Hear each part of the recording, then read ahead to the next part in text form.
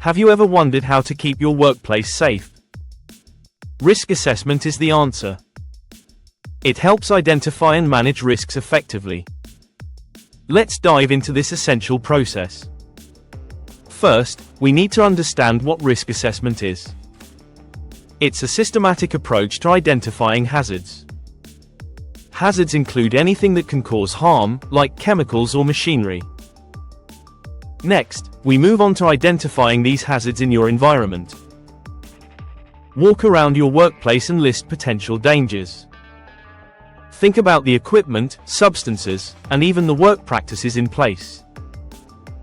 Once hazards are identified, we analyze the risks associated with them. How likely is harm to occur? What are the potential consequences? This will help prioritize which hazards need urgent attention. Now, let's evaluate the risks. After analysis, decide if the risks are acceptable. If not, we need to take action. It's crucial to develop control measures to lessen or eliminate risks. Control measures could include safety training or protective equipment. Imagine a factory setting. You spot a chemical spill. First, identify it as a hazard. Next, analyze the risk of exposure to workers.